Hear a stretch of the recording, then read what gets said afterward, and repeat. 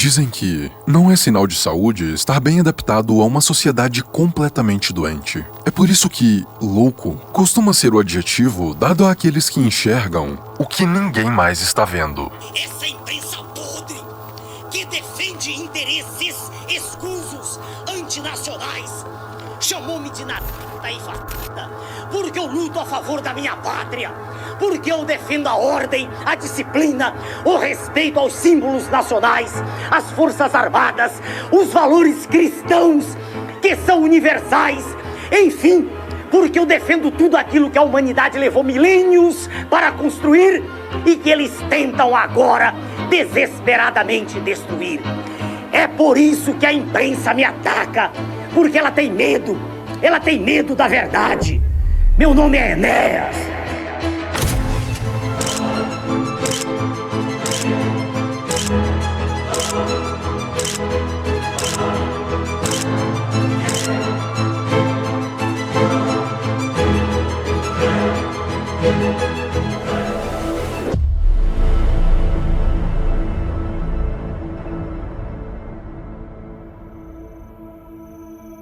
2030, um dia depois do apocalipse.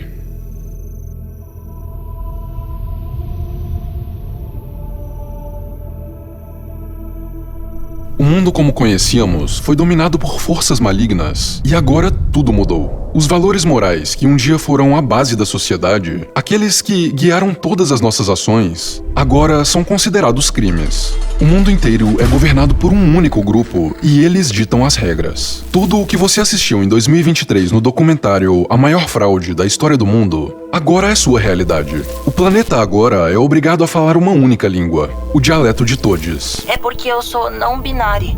E Fred é o nome que se encaixa melhor. E eu também uso Ile e Dile, porque me chamar de ela ou de ele não parece certo pra mim. O dinheiro é um só. A liberdade para tomar decisões agora acabou. O governo escolhe por você. Eles escolhem seu emprego, sua casa, seu carro e até os seus vizinhos. E a sua única obrigação é aceitar tudo isso com um sorriso no rosto. Você não tem nada. E ai de você se não for feliz. A esperança já morreu. Parece que todos já aceitaram essa realidade. Menos você. Ninguém mais está disposto a lutar contra esse sistema e a única solução disponível parece ser também a mais inacreditável. Voltar no tempo. Sim, eu sei. Não dá pra voltar atrás e mudar o passado. Mas e se você conseguisse enviar informações pra alguém no passado? Tudo o que você pode fazer é escolher uma única pessoa. Ela será inspirada a enxergar o futuro e ter a esperança de um passado diferente e melhor. Você acredita que seu plano pode funcionar? Ou...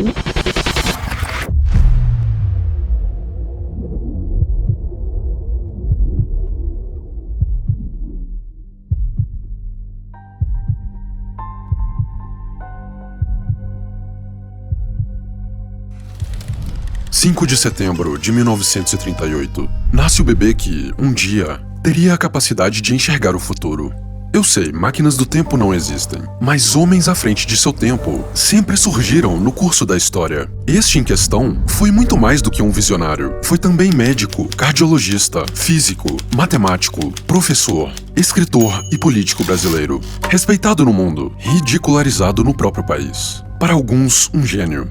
Para outros... um louco. Mas é como eu sempre digo, a diferença entre um louco e um visionário é que um deles já sabe o que está por vir. Com o tema Crianças e Adolescentes Trans Existem restrições internacionais à soberania brasileira sobre a Amazônia. O Anuário da Segurança Pública mostra dados alarmantes da violência no Brasil. O ministro do Supremo, Flávio Dino, suspendeu a lei do Amazonas que proibia o uso de linguagem neutra nas escolas públicas e privadas do O estado. preço do gás natural disparou lá na Europa. E essa inflação alta que você está sentindo aí no seu dia a dia é um fenômeno global, o mundo sofre. Mais de 360 milhões de cristãos sofreram algum tipo de perseguição religiosa. O PT, que segundo o presidiário José Dirceu, não roubava nem deixava roubar, hoje nem esconde que virou um ajuntamento de larápios. Tudo o que esse homem nos alertou em vida está agora aos poucos se tornando realidade.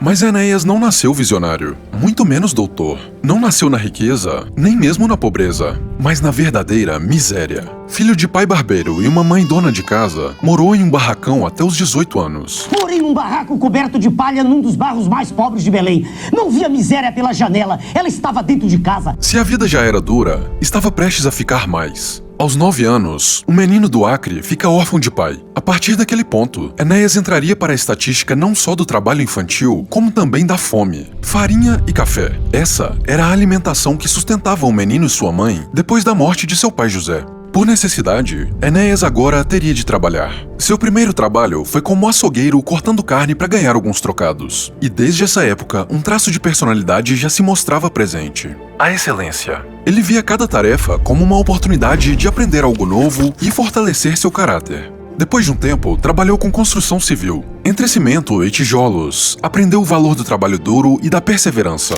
E esse foi o provável motivo de ele jamais ter largado os estudos, mesmo tendo que estudar e trabalhar ao mesmo tempo. Os livros, na verdade, se tornaram sua fuga psicológica da dura realidade. E isso trouxe frutos. Enéas sempre era o primeiro da turma em todas as matérias. Aos 18, enxergou uma oportunidade, talvez a única, que pudesse mudar o rumo de sua vida: a carreira militar.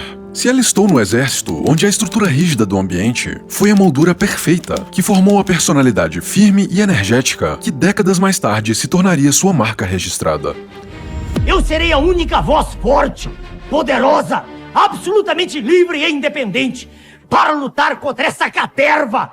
Em 1985, prestou vestibular para a Escola de Saúde do Exército e passou em primeiro lugar. 2 anos mais tarde, ele presta vestibular para a Universidade de Medicina e Cirurgia do Rio de Janeiro e, mais uma vez, primeiro lugar. Mas não para por aí. Fui em primeiro lugar em todo o curso primário no Acre, já órfão de pai, trabalhando desde os 10 anos de idade, passando fome. Fui o primeiro lugar no exame de admissão, na primeira série, na segunda série, na terceira série e na quarta série do curso ginasial em Belém do Pará. Ao concluir o científico, não podendo frequentar o curso médico, porque trabalhava o dia inteiro e não podia deixar de trabalhar, dirigi-me por carta ao comandante da Escola de Saúde do Exército no Rio de Janeiro, perguntando-lhe como deveria fazer para ingressar naquela escola. Recebi sua resposta, preparei-me e fui o único candidato do Pará aprovado. Cheguei ao Rio em fevereiro de 58 e quase 2 anos depois era graduado 3º sargento, primeiro lugar da minha turma. Logo a seguir, fui aprovado no vestibular de medicina, onde participaram mais de 500 candidatos. Passaram 5 e eu fui o primeiro lugar. Insatisfeito com minha ignorância no terreno das ciências exatas, prestei concurso, ainda estudante de medicina, para a antiga Faculdade de Filosofia, Ciências e Letras da Universidade do Estado da Guanabara e fui aprovado para o curso.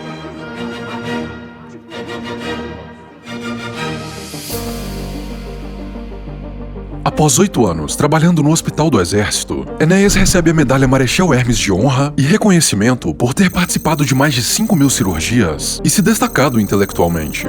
Estamos em 1968, e agora somente o aprendizado já não o satisfaz. Ao invés de apenas aprender, ele decide também ensinar. Começa a dar aulas de matemática, física, química, biologia e português. Tudo isso enquanto cursa a faculdade, seguida de um mestrado em cardiologia. Como se já não bastasse, durante esse período, ele ainda escreve um livro de 700 páginas chamado Eletrocardiograma. Livro este responsável por revolucionar tratamentos do coração, consagrando-o como autoridade no campo de cardiologia no mundo inteiro. E então você se pergunta, mas o que diabos um cardiologista, cientista, físico e matemático tem a ver com política? Tem algo que você precisa saber sobre Enéas. O Estado detém os bens de produção, né? Sim. E é dono. Eu teria defendido essa tese, porque eu acredito. Eu sonhava com aquela União Soviética que emergia no pós-guerra. Sim, era uma paixão inocente, mas Enéas amava o socialismo. A promessa de igualdade e justiça social encantava o jovem do Acre que cresceu na miséria. Provavelmente por ter sentido na pele a extrema pobreza, por ter presenciado de perto a realidade do Brasil e visto uma janela mínima de oportunidades para aqueles que o rodeavam, enxergou na Revolução Socialista a esperança de um mundo mais justo. Pelo menos até estudar o que aconteceu nos países onde se tentou implementar a ideologia.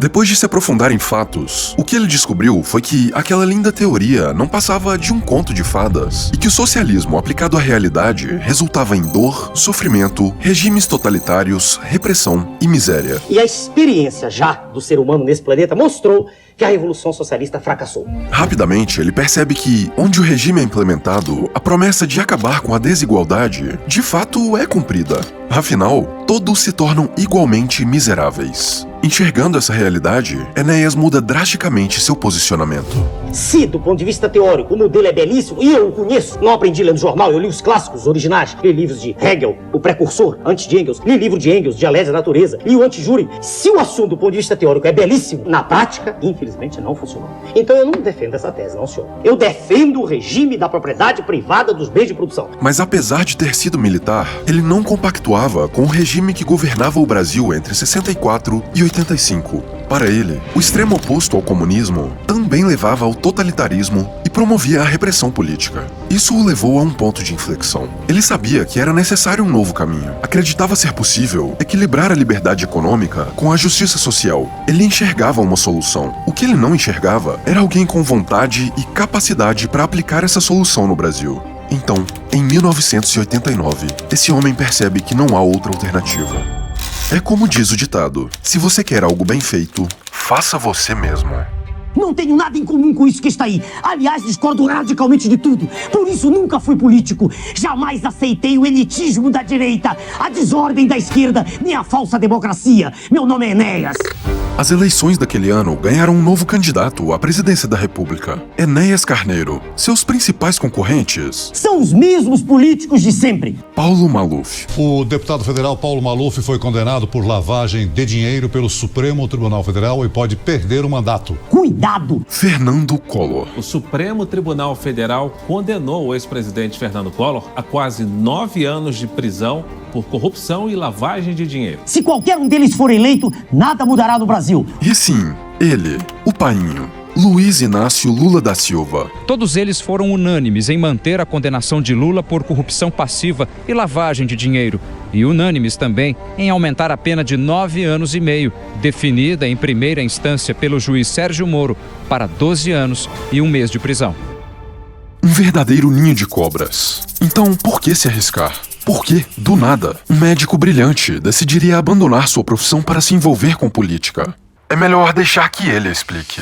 Na verdade, está em andamento um projeto maquiavélico de destruição de todos os nossos valores. Na verdade, tudo aquilo que existe de mais digno na pessoa humana está sendo lançado do fundo do poço. Na verdade, cada um de nós perdeu o respeito pelo semelhante. Perdeu o respeito e não acredita mais no trabalho, no governo, no mercado, no crédito, nas pessoas. Na verdade, o que aí está é um atentado cruel à dignidade humana.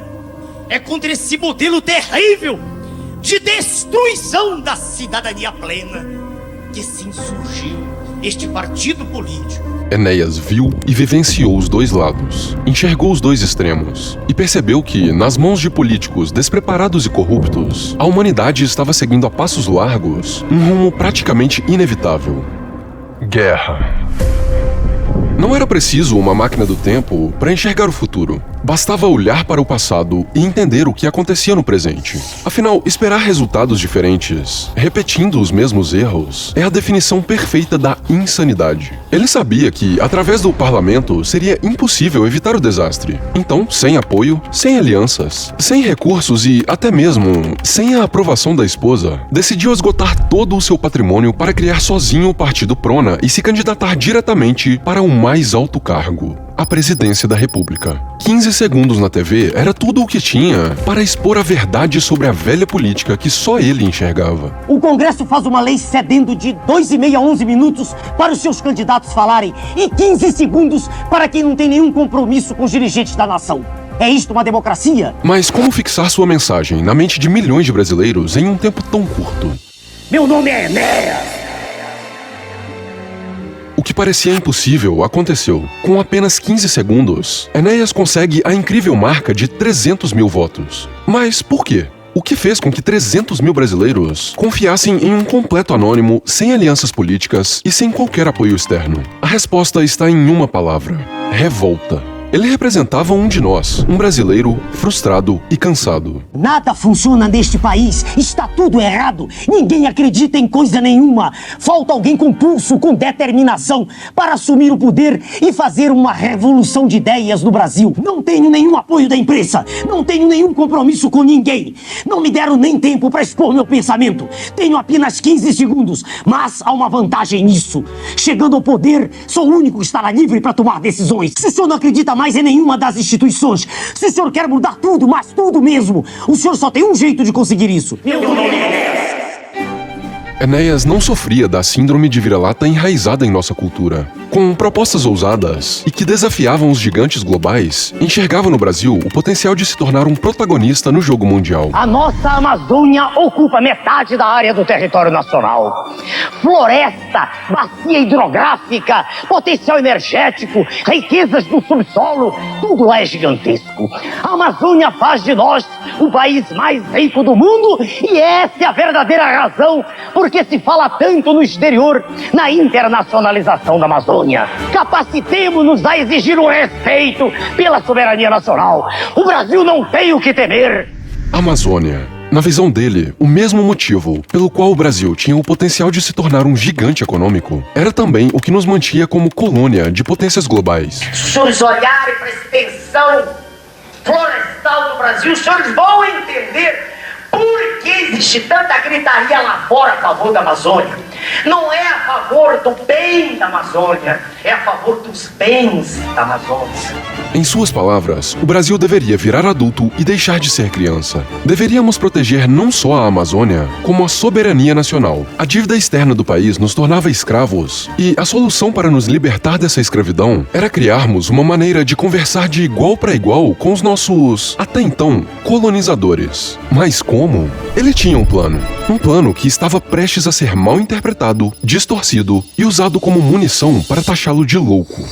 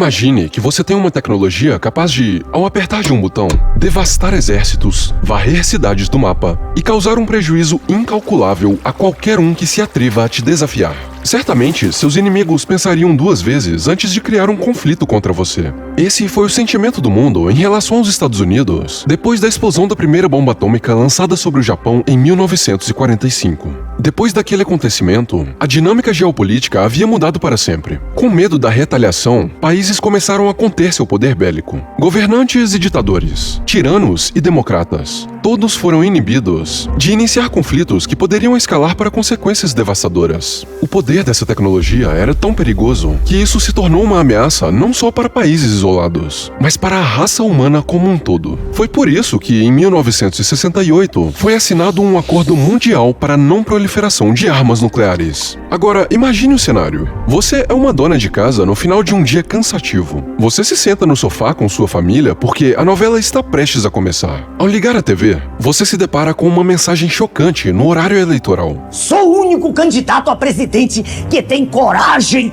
de dizer que o Brasil precisa construir a bomba atômica. Só 5 países no mundo têm o monopólio do poder nuclear, impondo aos outros a humilhação de assinar tratados de não proliferação de armas nucleares. Imediatamente surge o questionamento. Por que ele quer fazer mal a tantas pessoas? Nada de bom pode surgir de uma tecnologia tão perigosa. O que ninguém entendia na época é que Enéas não queria construir a bomba para jogá-la em outros países. Mas sim para evitar que alguém jogue a bomba aqui, como os Estados Unidos fizeram com o Japão em 1945. Essa era a visão de um homem à frente de seu tempo. Criar uma arma capaz de garantir a soberania nacional para nos proteger de um sistema único global e tirânico que já estava sendo implementado aos poucos. Veja bem, com a criação da bomba nuclear, o mundo inteiro experimentou uma desproporção de poder entre países que tinham ou não a tecnologia. Não existia nada que justificasse a possibilidade de ser reduzido a pó. Então, o mundo ficaria dividido entre 2 grupos de países. Os manda-chuvas, que decidem o rumo da humanidade, e aqueles que, motivados pelo medo, simplesmente obedecem.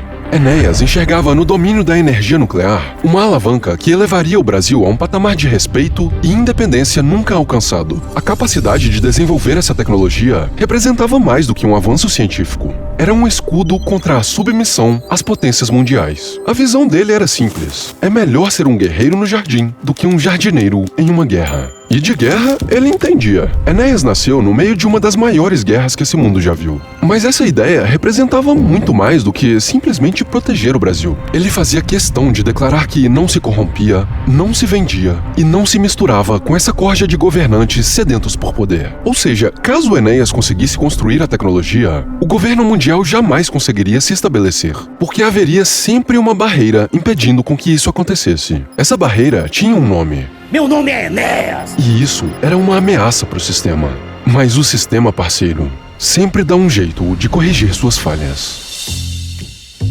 Para onde vão os Enéas depois das eleições? Depois das eleições, os Enéas partem em revoada para a savana africana, sempre em bandos de 57. 56! 56! No Vale do Rio Prona, os Enéas procuram atrair as fêmeas com seu canto de acasalamento. Meu nome é Enéas! Meu também! Que tal 69? 56! 4 anos depois, quando se aproximam as novas eleições presidenciais, os filhotes de Enéas estão prontos para sair de seus ovinhos.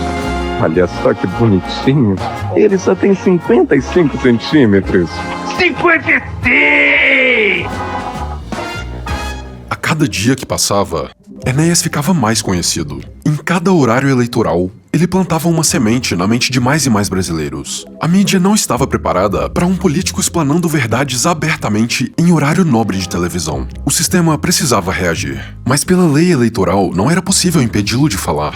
Então, o plano tinha que ser outro. A mídia se organizou para colocar em prática uma estratégia que sempre funciona: preparar, apontar, ridicularizar.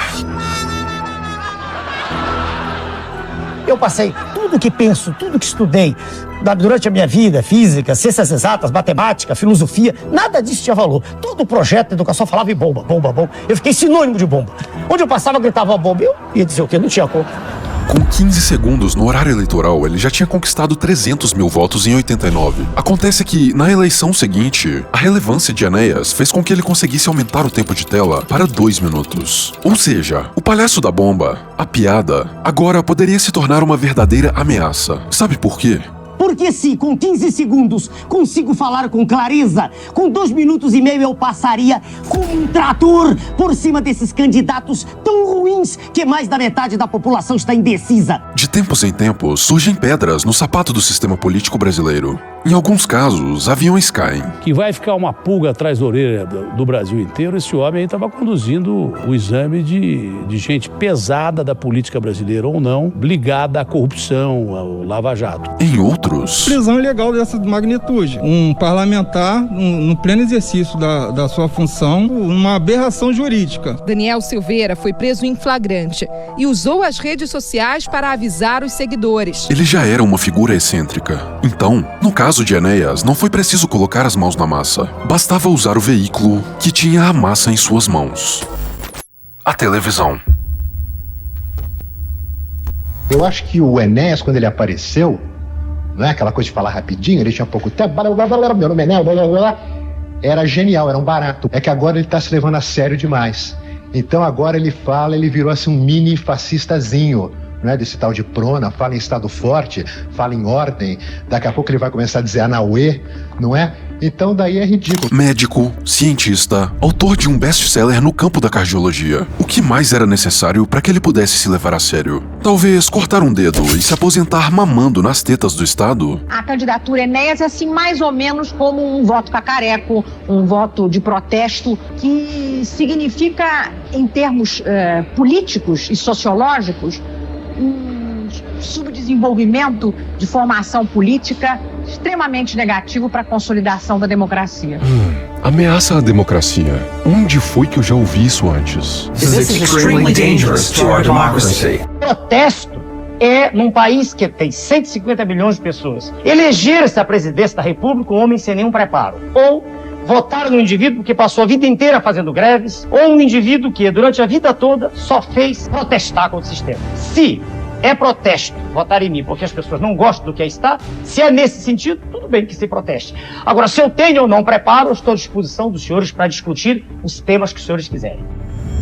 Que ele tinha preparo, não há dúvidas. Agora, o que ele teria feito com esse preparo se tivesse chegado ao poder é uma questão que merece uma análise crítica. Enéas tinha um projeto nacionalista de gestão. Ele pregava a supremacia do Estado sobre os indivíduos. Em suas declarações fica muito evidente sua intenção de criar um Estado intervencionista que justifica a violação dos direitos individuais em prol de um bem maior. O senhor diz assim, mas o senhor vai aceitar que o Estado interfira? Sim, eu aceito. Eu não vejo como, se nós não tivermos um pulso firme no governo, se possa chegar a algum acordo. Eu não entendo. Um governo nacionalista intervém na economia com medidas de protecionismo econômico, impondo barreiras ao comércio exterior com a errônea premissa de que isso protege a indústria nacional. É o famoso imposto de 100% na sua brusinha da Shein para você escolher comprar de uma loja brasileira que, por acaso, importa suas peças da China. Em outras palavras, um projeto nacionalista como o de Enéas basicamente enxerga a população como crianças que precisam de uma babá com pulso firme. Mas o verdadeiro progresso só é possível com a liberdade individual e o livre mercado de trocas voluntárias. Quanto menos o Estado interfere,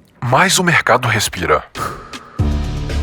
E talvez, naquela época, fosse impossível para Enéas vislumbrar um Brasil funcionando sem a mão pesada do Estado. Pouco se falava em liberdade, tecnologias descentralizadas não existiam e o acesso à informação era limitado. Mas é claro, um homem de tamanha inteligência já dava indícios de que, se estivesse vivo em 2024, talvez tivesse enxergado que através do Estado nada se resolve. Porque o Estado é o verdadeiro problema. Todo Estado é uma ditadura. Todo Estado, sem exceção. Eu digo que o Estado é uma ditadura, não sou eu, estou dizendo o nome, o pai da ideia, o Weber. Pelo seguinte, porque das diversas formas de poder, o poder ideológico, o poder econômico e o poder coercitivo, só o Estado detém o poder coercitivo.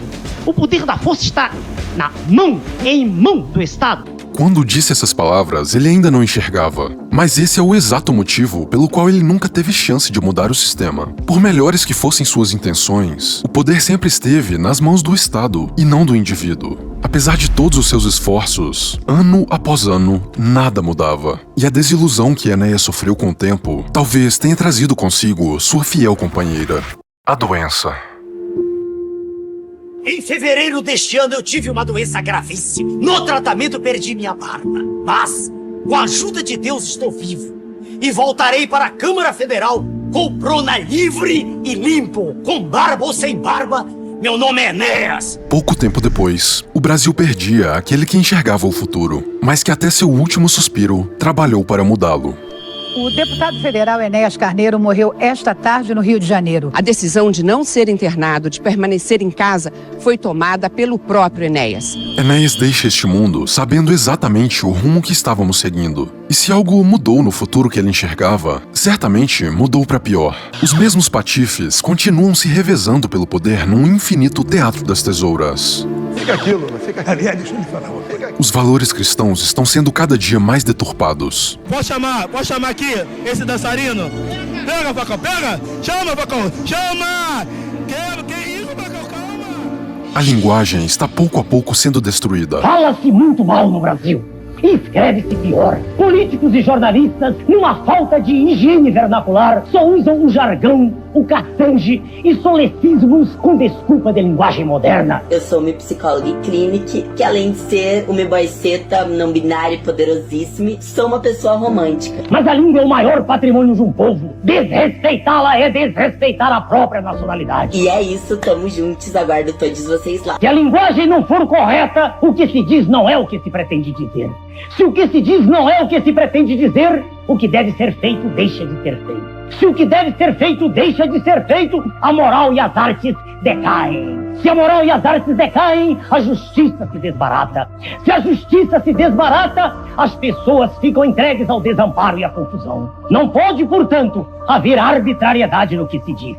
A população acredita cegamente no que a mídia diz, perpetuando na nação o pior tipo de escravidão, aquela em que o escravo nem mesmo desconfia que está sendo escravizado. O mundo pode estar caminhando para o abismo. Eu não tenho como mudar o sistema. Você não tem. E Enéas, apesar de estar à frente de seu tempo, ainda era refém de sua época.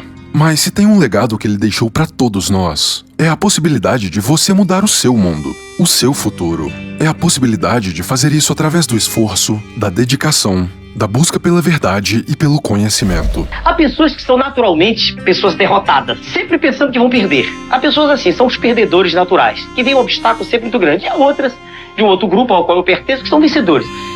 Eu vejo sempre os obstáculos pequenos. Eu gosto de desafios, por maiores que eles sejam. De origem humilde, eu decidi que ia estudar medicina. Humilde, passando fome, tomando café com farinha. É essa convicção de fazer sempre o melhor que eu posso que me disse que se eu tiver a oportunidade de falar 2 minutos e meio todo dia para a população, com o entusiasmo que eu tenho e que eu consigo transmitir, eu tenho certeza que serei eleito presidente da República. Entendeu agora?